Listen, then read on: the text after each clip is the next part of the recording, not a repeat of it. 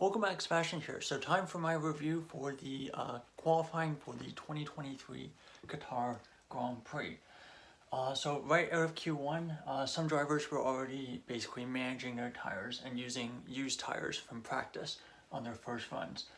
Very high track evolution. We had successive fastest laps. First it was Verstappen, then Gasly, and then even Alonso. So track evolution was very high at the start of qualifying. Norris and Leclerc both get track limits and get their laps deleted, and Stroll as well. So this would definitely be a talking point throughout the whole session. After the first runs in Q1, Norris, Zhou, Magnussen, Lawson, and Bottas were your bottom five, and Hamilton, Russell, and Hulkenberg had not set a time yet when I wrote that on the board. Alonso looks very strong. He was in the top five for most of Q1 and even for Q2 as well. And I wrote down that track evolution means that that final lap is probably going to be very important. But when we eventually got to that final lap, it seemed like the track limit, the track evolution kind of slowed down quite a bit. Usually when we see the final run in Q3, when we have lots of track evolution, we'll see some of the slower cars like the Williams, the AlphaTauri jump up into the top 6, top 7, meaning that basically everyone has to set a new fastest lap, their final lap. That wasn't the case. They're only going up to like 13th, 14th, 16th, 17th. So track evolution did seem to be a bit smaller than expected. So eventually, Zhou, Magnussen, Lawson, Stroll, and Sargent all knocked out of Q1. Hamilton very close. He was 14th. Sargent, unfortunately for him, he was in 15th, but was knocked out by Albon on the final run. There's also the Leclerc overtaking incident. Basically, Leclerc tried to overtake Alonso into turn 1. Haven't seen anything on that yet.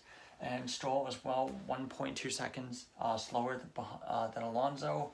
Not ideal at all. And they showed a graphic from the AWS that showed that the Astons were fastest on the straight. So I don't know if they were using a very low downforce setup for this track to kind of compensate for their speed of what was going on there. Q2 drivers starting on used tires again. Norris, Bottas, Sainz, Hulkenberg, and Piastri were the bottom 5 after the first run. Norris was having a lot of trouble throughout the session keeping the car on track with track limit. So he was last, not because he was slowest, but because he hadn't set a lap yet. Then we got this really bizarre incident between Verstappen and Sainz where they're basically racing each other. I guess Verstappen decided that he really wanted to start his push lap ahead of Sainz, so basically overtook him on the warm-up lap. And that was going to be looked at after the session. As of recording of this video, nothing yet though. Verstappen was fastest by 2/10. It was Sainz only 9th after their final runs in Q2.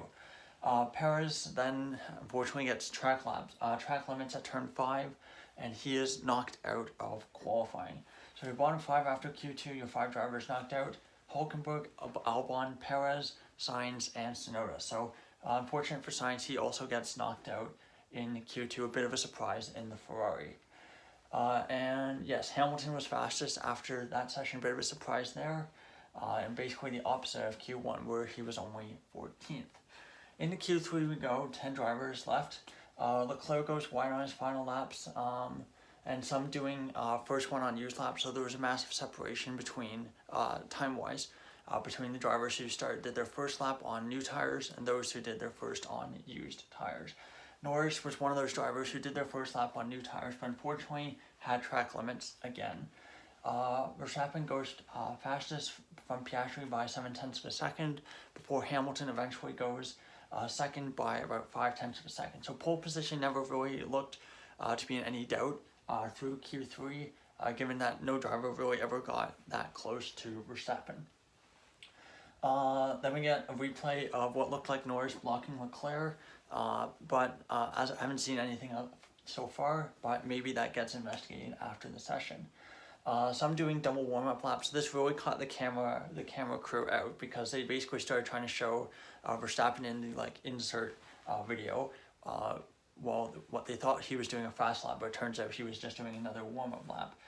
So it seemed like tire prep was definitely an issue today. Verstappen pits, we don't know why, and it turns out that he aborted his lap basically the first couple corners. He had just had a massive snap of oversteer, track limits, knew that there was no point in completing the lap, so he basically pits at the end of his lap. Others also had a lot of mistakes as well. Norris, Piastri also get track limits, and their laps were deleted after the fact.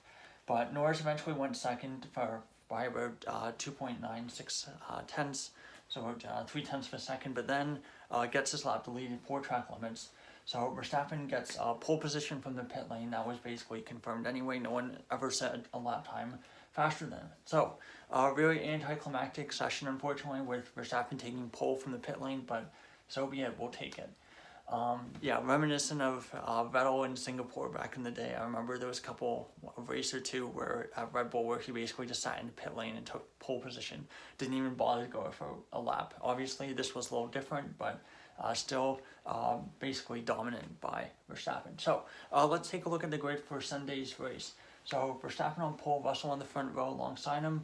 Third is Hamilton. So I've written Piastri, but it turns out Piastri got a grid penalty, or not grid penalty. Lost his lap time, his final lap time, so he drops down. So Mercedes 2-3, Hamilton 3rd, Alonso 4th, Leclerc 5th, Piastri 6th, Gasly 7th, Ocon 8th, Bottas in 9th. Really excellent result for Bottas, I think, getting into Q3 in the Alfa Romeo. 10th is Norris, obviously quite disappointed with that, starting in 10th. I think he really should have been second, like where he qualified. But that being said, he did make that mistake. Did get track limits, and that was definitely a problem that he had throughout the whole session. So, been fortunate for him, but that's how it goes. 11th Tsunoda, pretty good for him. 12 Sainz, 13 Perez. They will definitely have a lot of work to do on Sunday. I don't know. For Perez, he should be able to get back on the podium, but we've said that a lot of times this year. So I think for him, realistically, 5th or 6th, and for Sainz, I would say probably top 7. I think kind of getting to where 7th or 8th, he should be able to get the Alpines, but I don't think he'll be able to get Norris. 14th Albon, 15th Hulkenberg, 16th Sargent, 17th Stroll. Another really awful session for Stroll in qualifying. He's been really, really poor last 3 or 4 races, out qualified by a second almost the last several races. So really poor from Stroll, and even at the beginning of the season, right after his wrist injury, he wasn't doing this poorly. So yeah, it's really unfortunate for him. 18th Lawson, a bit of a struggle, only 1 session on a new track he doesn't know. 19th Magnussen, and 20th Zhou. So I think 3 big talking points coming out of qualifying. I think first and most obvious is going to be track limits. So track limits were a big talking point, and we'll see how they affect spring qualifying tomorrow if drivers take a more conservative approach with kind of going to the absolute edge of the track tomorrow during sprint qualifying. Number 2, I think we're going to go with Stroll, Perez. 2 drivers who have been struggling quite a bit in qualifying. And I think there's going to be even more scrutiny on the pair of them. Perez not getting into Q3 and Stroll not even getting out of Q1.